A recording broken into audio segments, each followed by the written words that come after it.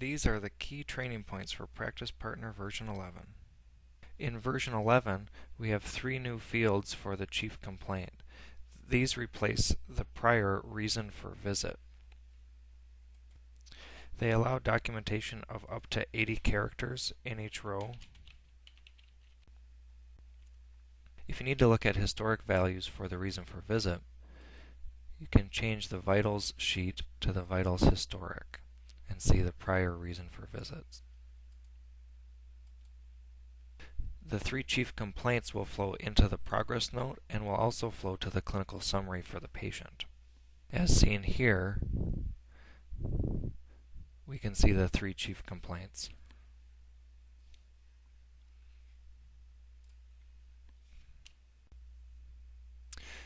The ordering screen has some changes.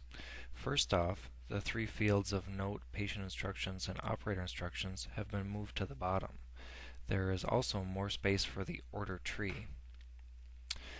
The stat, routine, and do within options are listed vertically here, along with the do in option. Just as before, we don't use the send results to category. The diagnosis category will auto-populate with the diagnoses made from today. Although if you wanted to add a diagnosis from the patient's major problem list, you can double-click on the diagnosis from that list. Or if you wanted to search one of the other lists for the patient, you could grab a diagnosis from there. Or even looking back at their prior recent notes. As a review, for example, for lab orders, our routine lab order will hit the overdue list in 7 days. If you want the lab test any time between now and next month, the proper way to order that would be to do within 30 days. Then whenever the patient gets that test done in the next 30 days, it will complete the order and it will not hit your overdue list. If, for instance, you want the patient to get the test in 3 months but no sooner, then you should do in 90 days, and test will hit the overdue order list in 90 days plus the routine time frame of 7 days, or 97 days. An important caveat with this is if the patient comes in before 90 days to get that lab test, the lab order will not be completed with the result. The order will only be completed by a lab resulted on that day or later.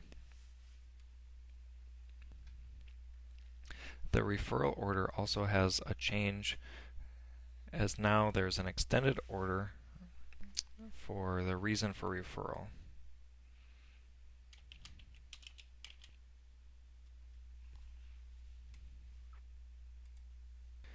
Previously, we would put this information in the note field.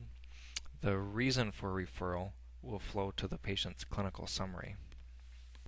Also in version 11, if you want to remove one of the diagnoses codes, you can select it and hit remove. And if you hover over the diagnosis code, it will tell you what the code means. If you want to add a diagnosis, you can click the Add button.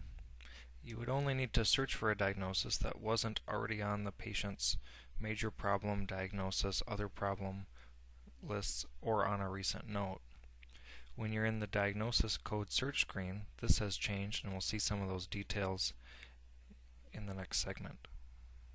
When you're adding or editing a problem from either the problem list or the PB/DX button when you're in a progress note, or adding one from the order screen, you'll see the new lookup.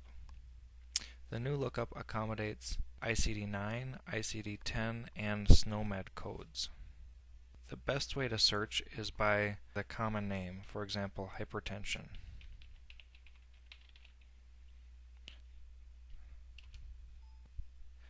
Next, you'll see a list of diagnoses codes that are found by searching for hypertension. You can see that there is an ICD-10 code, an ICD-9 code, and a SNOMED code. Choose the one that fits by selecting and saying OK. If you have a new diagnosis of osteoarthritis, you can type it into the problem list and hit lookup, and it will pass through to the diagnosis code search screen. We can see that some of these diagnoses have multiple ICD-10 codes. For example, if this person has osteoarthritis of the shoulder, and I select that option, it's going to steer me to left, right, or unspecified for laterality. So if they have osteoarthritis of the left shoulder, I would select that and the appropriate ICD-10 code.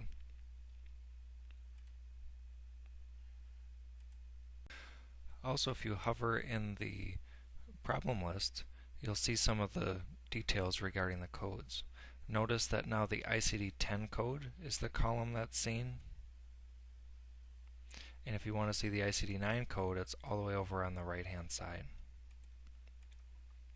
There are a couple ways that codes will be mapped from ICD-9 codes to ICD-10 codes. Certain codes that have a direct match between ICD-9 and 10 will be mapped automatically behind the scenes in the period after version 11 goes live. That's one way. The second way is that each new diagnosis made from the PBDX button or from the problem list will be trilingual, meaning that it has an ICD-9 code, ICD-10 code, and a SNOMED code. The third way is to edit the diagnosis and hit the lookup button. This will try to match for type 2 diabetes, and you can select the appropriate code.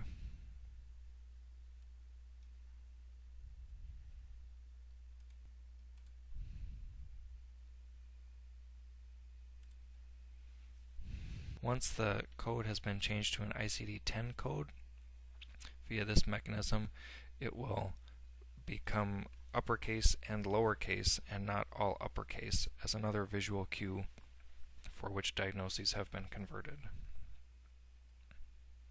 There are also some changes to the medication screen.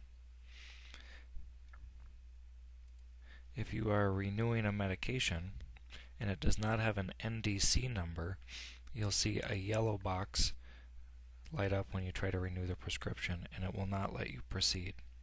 At this point, you'll need to cancel and edit the medication.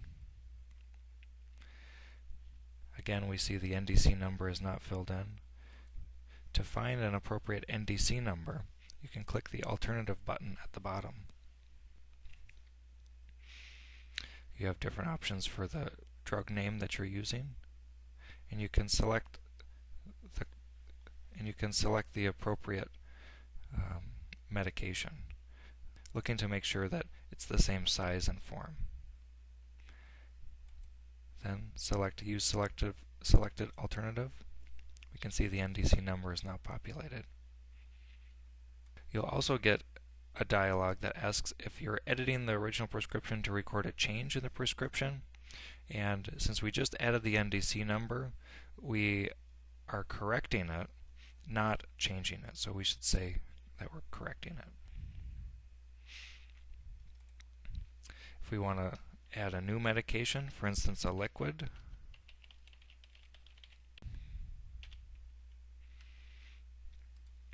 in the take field, we have options that are appropriate for that medication.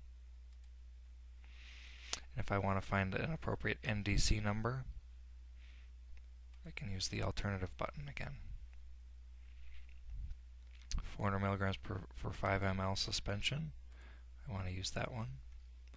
It puts in my dispense unit, and I'll select the other items as well.